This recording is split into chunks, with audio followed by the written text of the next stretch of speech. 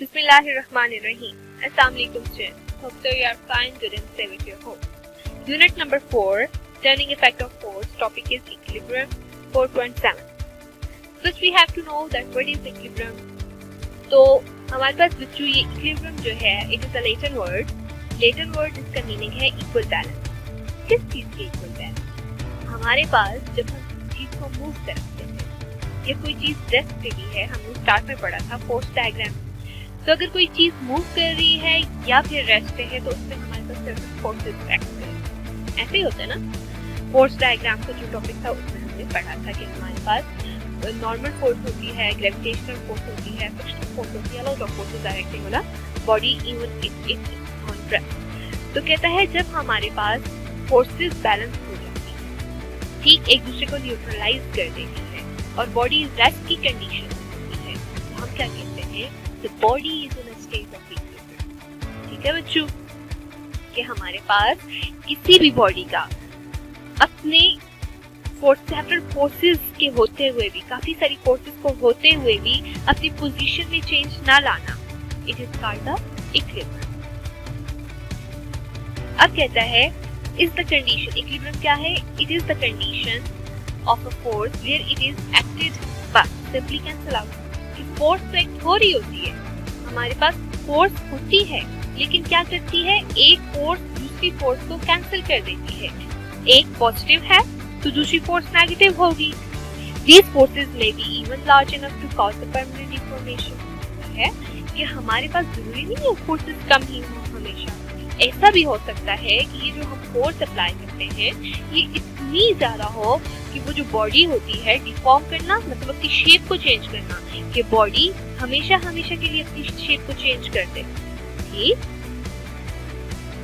अब हम देखते हैं कि हमारे पास कैसे इक्विलिब्रियम की ये फोर्सेस की जो मैंने बात की, हाउ इट वर्क्स. देखिए बच्चों, फोर्स डायग्राम है ये कि हमारे पास एक बॉडी है, उस पे 4 टाइप की फोर्सेस हैं. दैट इज F1 हम कह देते हैं 30 न्यूटन, ये 30 न्यूटन. याद है आपको कि हमारे पास हमने जब फोर्स डायग्राम बनाई थी तो इधर क्या था, x कंपोनेंट, और इधर -x, इधर y एंड हियर -y. अगर वो नहीं भी याद तो बच्चों आपको वेक्टर डायग्राम क्या थी कि हमारे पास देखिए यहाँ पे फोर्सेस का मैग्नीट्यूड सेम है, लेकिन एरो क्या बता रहे हैं, डायरेक्शन बता रहे हैं. बोथ की डायरेक्शन, दोनों फोर्सेस की डायरेक्शन डिफरेंट है. डायरेक्शन डिफरेंट है मतलब दोनों का एक के साथ माइनस साइन आएगा. ठीक, तो दोनों एक दूसरे को कैंसिल कर देंगे. डायरेक्शन डिफरेंट होने का मतलब ये होता है कि हमारे पास फोर्सेस एक दूसरे को इफेक्ट को कैंसिल कर देती है. ठीक है, यहाँ पे 30 न्यूटन कैंसिल करो, यहाँ 50 न्यूटन को. Same is the case over here. अब कहता है there is a object at equilibrium since the forces are balanced, however forces are not equal. ऐसा भी हो सकता है कि फोर्सेस, यहाँ पे तो हमने इक्वल फोर्सेस की बात की है, कि फोर्सेस इक्वल ना हो लेकिन ऑब्जेक्ट फिर भी बैलेंस. कैसे होगा, sum of the gravitational force, sum of the frictional force, air resistance, और ये सारी चीजें बीच में मिंगल होके इनके दरमियान में आके इसे बैलेंस बना सकते हैं. नाउ हम कुछ टर्म्स पढ़ेंगे जो कि आपके इस टॉपिक से रिलेटेड हैं और आपकी बुक में यूज हुई है. सबसे पहले centre of gravity. Centre of gravity हमने पहले भी पढ़ चुके हैं बच्चों कि हमारे पास सेंटर ऑफ ग्रेविटी क्या होता है. हमारे पास एक ऐसा पॉइंट बॉडी का जहाँ पूरे का पूरा वेट जो होता है बॉडी का वो वहाँ पे एक्ट अपॉन होता है. हमें ये लगता है कि हमारे पास जो बॉडी है उसका वहाँ पे whole mass of the body is concentrated upon that point is called the centre of gravity. ठीक है, अब हमने सेंटर ऑफ ग्रेविटी के 2 केसेस पढ़े थे. एक था हमारे पास रेगुलर शेप बॉडी की सेंटर ऑफ ग्रेविटी और एक थी irregular shape body centre of gravity. जो ज्योमेट्रिकल शेप बॉडी थी, मींस रेगुलर शेप बॉडी थी, उनकी सेंटर ऑफ ग्रेविटी हमें पता थी, और जो इररेगुलर थी उनकी हम फाइंड आउट करते हैं. कैसे फाइंड आउट करते हैं, by the plum line method. ठीक, अब हमारे पास फोर्स सिस्टम आ गया, force concurrent and non concurrent. अब ये क्या चीज है, concurrent forces occur when the line of action of forces acting on a body insert in a point. कि हमारे पास जब बहुत सी फोर्सेस आती हैं ना और वो एक दूसरे को एक ही पॉइंट पे कट करती हैं. ठीक, जब वो एक ही पॉइंट पे कट करेंगी तो हम उन्हें क्या कहेंगे, कंकरेंट फोर्सेस। जैसे सेंटर ऑफ ग्रेविटी के लिए हम काफी सारी फोर्सेस की लाइनें खींचते होते हैं, तो दरमियान में आके वो कट करती है ना, तो that is called the concurrent forces. अब नॉन कंकरेंट फोर्सेस क्या है, when the forces are acting at a different point, कि हमारे पास हर फोर्स अलग अलग अलग पॉइंट पे एक्ट कर रही हो, that are called the non concurrent forces. Okay, now हमारे पास दो बेसिक टाइप्स ऑफ इक्विलिब्रियम है, ठीक बच्चों। अब दो बेसिक टाइप कौन कौन सी हैं, that is translational equilibrium and other one is the rotational equilibrium, ठीक है। The term translational equilibrium describes an object that experiences non-linear acceleration. Means that translational हमने मोशन पढ़ा था ना, in a linear way, जो हमारे पास एक लाइन में बॉडी पूरी की पूरी अपने आप को मूव कराती है, that is called the translational motion. तो कहते हैं हमारे पास जब बॉडी एक्सेलरेट करती है एक लाइन में लीनियरली, तो उसे हम क्या कहते हैं, ट्रांसलेशन, ठीक। Second one is an object experiences non-rotational acceleration, component of torque takes the rotational equilibrium, second condition of equilibrium। First के साथ आपको लिखा हुआ नजर आ रहा है फर्स्ट कंडीशन ऑफ इक्विलिब्रियम, और सेकंड के साथ है सेकंड कंडीशन ऑफ इक्विलिब्रियम। ये कंडीशन ऑफ इक्विलिब्रियम क्या है, ये हम आगे नेक्स्ट स्लाइड्स में पढ़ेंगे। मीन्स दैट कि हमने डेफिनेशन जो आपकी बुक में है उसमें भी लिखा हुआ है, the state of body in which under the action of several forces acting together there is no change in translational motion as well as rotational motion, कि ना हमारे पास बॉडी की ट्रांसलेशनल मोशन हो रही होती है और ना रोटेशनल मोशन हो रही होती है। मींस बॉडी हमारे पास ट्रांसलेशनल इक्विलिब्रियम में होगी या फिर रोटेशनल इक्विलिब्रियम, या फिर ऐसा भी होगा कि दोनों इक्विलिब्रियम साथ साथ अटेन करें, ठीक। अब typically N object is set at rest in a situation in both linear and rotational equilibrium. मैंने आपसे कहा कि हमारे पास बॉडी में भी एक अटेंड करे, में भी दूसरी अटेंड करे, लेकिन यहाँ पे क्या लिखा हुआ है, फर्स्ट कंडीशन ऑफ इक्विलिब्रियम और सेकंड कंडीशन ऑफ इक्विलिब्रियम। तो हमारे पास अगर किसी चीज की दो कंडीशन, तो उन्हें फुलफिल करने के लिए दोनों कंडीशन पे सॉर्ट आउट होना जरूरी है ना, दोनों कंडीशन को फुलफिल करना जरूरी है। तो हमारे पास ऐसा होगा कि जो बॉडी होगी ना तो वो ट्रांसलेशन मोशन करेगी और ना ही रोटेशनल मोशन, ठीक है बच्चों। नाउ अब हमारे पास there are two kinds of mechanical equilibrium. कौन कौन से हैं, that is static equilibrium and dynamic equilibrium. ये आपकी बुक के पेज नंबर 120 पे है, static equilibrium and dynamic equilibrium, ठीक है बच्चों। An object which is in static equilibrium has zero net force acting on it and it is at rest.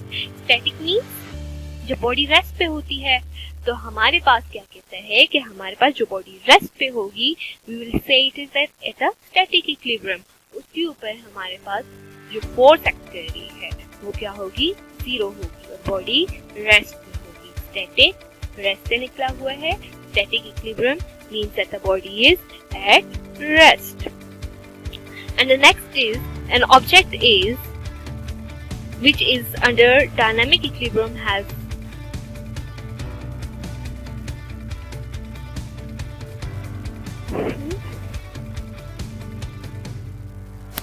okay, next one is कि हमारे पास dynamic equilibrium क्या है।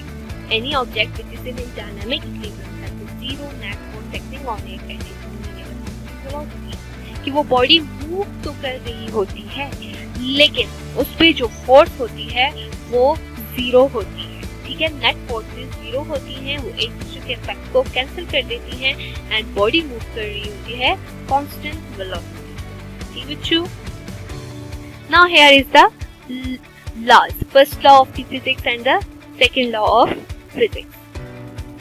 सो a body at a rest stay at rest and a body in a motion will stay in motion unless acted upon an unstable force। ये तो आपको पता है ना, न्यूटन का फर्स्ट लॉ है कि हमारे पास एक बॉडी रेस्ट की कंडीशन में रहती है जब तक उस पे कोई एक्सटर्नल फोर्स अप्लाई ना की जाए या फिर वो मूव करती है until उस पे कोई फोर्स अप्लाई करके उसे रोकना चाहिए। ये हमने सेकंड चैप्टर में पढ़ा है, right. Therefore sum of all the forces must be zero।